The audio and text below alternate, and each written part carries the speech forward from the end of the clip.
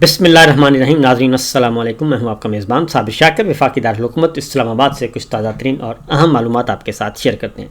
पाकिस्तान की सियासी, वकालती, अदालती, सहाफ़ती जंग एक नए मोड़, नए मरहले में दाखिल हो चुकी है और chief of army staff general Asim Munir ने बैक वक्त कई महाज खोल लिए हैं और वो किसी भी सूरत में पीछे हटने के लिए तैयार नहीं हैं।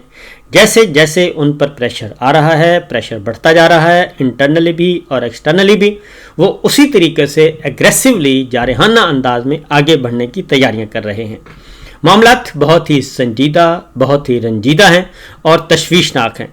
किसी भी सूरत में इन हालात को अच्छा नहीं कहा जा सकता, ना मुल्क के लिए, ना ही पाकिस्तान हमारे वतन के लिए, और ना ही आइन, कानून और जमहूरियत के लिए ये किसी भी सूरत में अच्छा नहीं है। पाकिस्तान में एक एक करके तमाम इदारों को मस्मार किया जा रहा है और तमाम इदारों को मस्मार करके वहाँ पर अपनी पसंद के अक़ूबत खाने तैयार किए जा रहे हैं। क्योंकि जिस मुल्क में आइन की बालादस्ती ना हो, कानून की हुक्मरानी ना हो, आज़ाद अदलिया ना हो, आज़ाद मीडिया ना हो और आज़ाद इदारे ना हों, और इदारों में इदारा जाती सोच के बजाय इंडिविजुअल्स, शख्सियात, फ़र्द वाहिद की हुक्मरानी हो और फिर फ़र्द वाहिद तमाम इदारों को कंट्रोल करने की कोशिश करे, तो ऐसे सिस्टम को किसी भी सूरत में अच्छा निज़ाम नहीं कहते, बल्कि वो बदतरीन निज़ाम होता है। और माजी करीब और माजी बैद में ऐसे जितने भी निज़ाम मुसल्लत करने की कोशिश की गई, उसका नतीजा बहुत ही भयानक, बहुत ही बुरा निकला। और सिर्फ फ़र्द वाहिद के लिए नहीं, बल्कि इदारों के लिए, बल्कि ममालिक के लिए, कौम के लिए, मुआशरों के लिए। और यही सब कुछ इस वक्त पाकिस्तान में खेल खेला जा रहा है। और पाकिस्तान में अब सबसे बड़ा हमला अदलिया पर किया जा रहा है।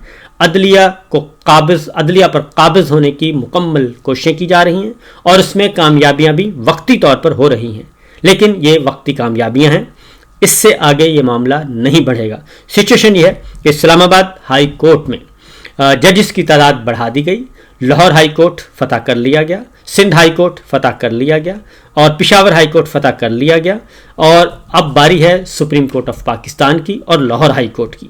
तो बहरहाल इस्लामाबाद हाई कोर्ट में जजेस की तादाद बढ़ाकर 13 कर दी गई है और उसमें 2 जजेस जो हैं वो पहले अपॉइंट किए गए एडिशनल जज के तौर पे, और 3 जज साहिबान को 3 हाई कोर्ट से लाया गया। ये बात आपके इल्म में है।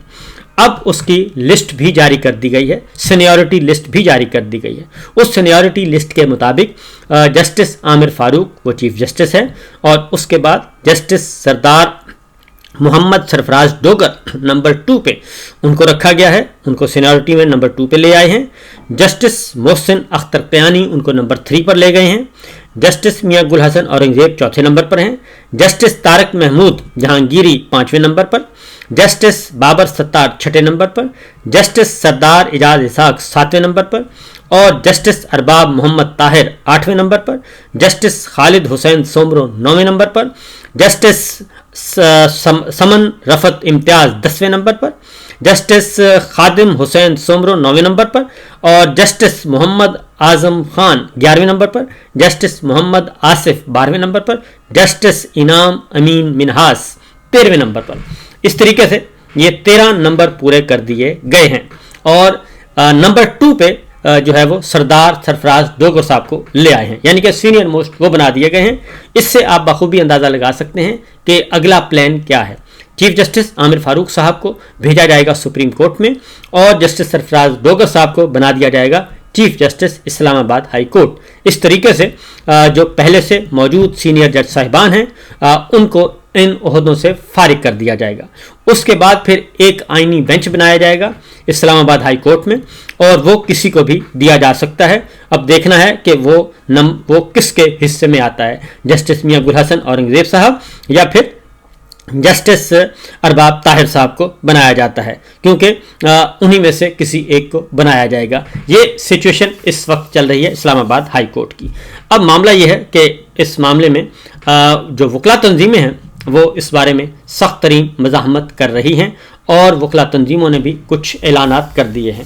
पहले तो वजारत कानून की जानिब से दूसरे सूबों से जो 3 जजेस की ट्रांसफ़र इस्लामाबाद लाई गई, उसके बारे में इस्लामाबाद बार कौंसिल और इस्लामाबाद के वकला ने वजारत कानून के नोटिफिकेशन को सख्ती से इसकी मजम्मत की है और उन्होंने कहा है कि यह फैसला अदलिया की आज़ादी पर हमला है और इस्लामाबाद के वकला बिरादरी के हकूक़ और नुमाइंदगी को कमज़ोर करता है। और फिर इसके साथ साथ ये कि इस्लामाबाद बार कौंसिल इस फैसले के खिलाफ तहरीक का आगाज़ कर रही है ताकि इन गैर मुनसफाना तबादलों की मज़ाहमत की जा सके और जो अदालती खुद मुख्तारी और इलाकाई नुमाइंदगी के बुनियादी असूलों को नज़रअंदाज करते हैं। और इस सिलसिले में भी बाकायदा तौर पर कल का दिन जो है वो मुकम्मल तौर पर कल जो है वो हड़ताल होगी। मुकम्मल तौर पर रावलपिंडी इस्लामाबाद में मुकम्मल एहतजाज की कॉल दे दी गई है और इस एहतजाज की कॉल में कल 11 बजे डिस्ट्रिक्ट कोर्ट G11 में मुल्कगीर कन्वेंशन का इनकाद किया गया है और कल इस्लामाबाद में वकला हड़ताल का ऐलान वकला ने हड़ताल का ऐलान कर दिया है और कल कोई भी वकील किसी भी अदालत में पेश नहीं होगा, ये राजा अलीम अब्बासी एडवोकेट ने ऐलान कर दिया है। और इस सिलसिले में जो आज सिचुएशन सामने आई वो भी मैं आपके सामने रखे देता हूँ और इसमें कल Islamabad high court bar association भी शामिल है, इसमें इस्लामाबाद बार कौंसिल भी शामिल है और डिस्ट्रिक्ट इस्लामाबाद की मातहत अदालतें डिस्ट्रिक्ट कोर्ट्स भी शामिल हैं। तमाम की तमाम जो हैं वो इस हड़ताल में शामिल होंगी। एक करारदाद पास कर दी गई है जिसमें कहा गया है कि आज़ाद आवाज़ें दबाने के लिए मुतनाज़े एक्ट के खिलाफ मीडिया के साथ खड़े हैं और इस सिलसिले में मीडिया और वकला जो है कल इकट्ठे हो रहे हैं 11 बजे और ये करारदाद बाकायदा तौर पे मुत्तफ़िक़ा तौर पर मंजूर हो गई है। जरदारी साहब के फॉर्म 47 के सदर पे किया गया है जी, एतराज़ किया गया जो उन्होंने किया है। उनके एक किरदार को भी काफ़ी उसको मुस्तरद कर दिया गया, उस पर भी तनकीद का निशाना बनाया गया है। ये सिचुएशन इस वक्त है वकला की। और दूसरी जानिब क्योंकि ये बहुत वाज़ेह तौर पर ये बात कही जा रही है कि इस वक्त अदालतों को कंट्रोल करने के लिए, और वो नज़र भी आ रहा है कि अदालतों को कंट्रोल करने के लिए, जज साहिबान को कंट्रोल करने के लिए, अदालती निज़ामी इंसाफ पर गिरफ्त और शिकंजा अपना जकड़ने के लिए ये सब कुछ किया जा रहा है ताकि अपनी पसंद के फ़ैसले लिए जा सकें और पसंद के फ़ैसलों के मुताबिक ही आगे सारे मामलात को बढ़ाया जा सके। दूसरी जानिब जो सहाफ़ी बिरादरी है उन्होंने भी पूरे मुल्क में उन्होंने हड़ताल का सिलसिला, एहतजाज का सिलसिला शुरू हुआ है। हर डिस्ट्रिक्ट में, हर शहर में सहाफ़ती तंजीमें, सहाफ़ती बिरादरी जो है वो पीका एक्ट के काले कानून के ख़िलाफ़ बाहर निकल रहे हैं। और जो एक करारदाद पास की गई है उसके मज़ीद कुछ मैं आपको नुकात बता देता हूँ, जिसके बाद फिर ये सारे का सारा सिलसिला जो है वो आगे बढ़ाया जाएगा। अब आते हैं जी, ये तो है दाखिली सूरत हाल, ये है सूरत हाल जो कि इस वक्त पाकिस्तान के तूलो अर्ज़ में पाई जाती है और आहिस्ता आहिस्ता जो है ये चीज़ें इकट्ठी होती जा रही हैं। जो आइन, कानून और जमहूरियत पे थोड़ा बहुत भी यकीन रखते हैं और जो पहले ज़रा साइड पे खड़े थे वो भी अब आ गए हैं और इस तहरीक में शामिल होने की तैयारियां कर रहे हैं।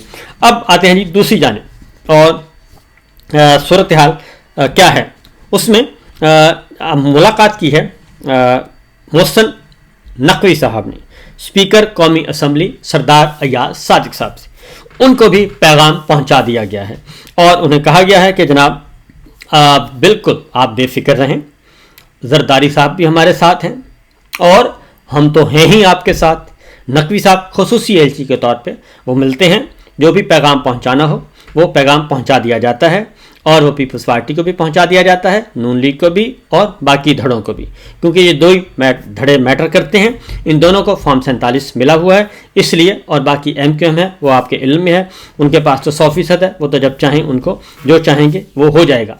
ये सिचुएशन इस वक्त चल रही है। पाकिस्तान तहरीक इंसाफ जो है उन्होंने भरपूर जवाब देने का प्लान बनाया हुआ है, तैयारी कर रहे हैं। जुनैद अकबर खान और आलिया हमजा, कल जो मोहसिन नकवी साहब ने जो कल एक बराह रास्त एक धमकी दी थी कि हम वही कुछ करेंगे जो हमने 26 नवंबर को किया, तो 26 नवंबर का उन्होंने एतराफ़ जुर्म भी कर लिया और ये कहते हैं कि गोली नहीं चली। तो मोहसिन नकवी साहब ने कल बबांगे दोहल कह दिया कि जनाब जो पहले हुआ वही अब होगा, और इसलिए उन्होंने इस दफ़ा जवाज़ बनाया है कज़ाफ़ी स्टेडियम में क्रिकेट मैच को, जबकि आलिया हमजा साहिबा ने कहा है कि मीनार पाकिस्तान उससे बहुत दूर है और PTI ने पेशकश की है کہ جو جو علاقے آپ کہیں گے ان علاقوں میں پی ٹی آئی کا کوئی کارکن نظر نہیں آئے گا.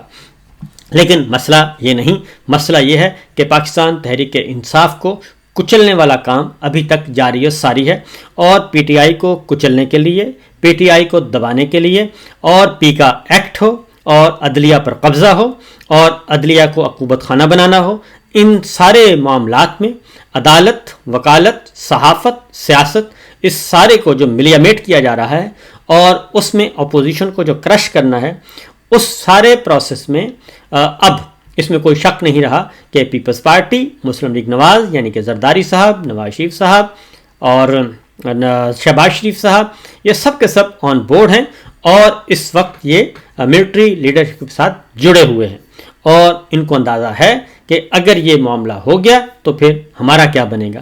لہٰذا دیکھتے ہیں کہ آگے یہ سب کچھ کس طرف معاملہ جاتا ہے. بہرحال پاکستان تحریک انصاف نے بھی اعلان کر رکھا ہے اور وہ 8 فروری کے لیے بھرپور قسم کی تیاریاں کر رہے ہیں، اور نہ صرف پاکستان کے اندر بلکہ پاکستان کے باہر بھی.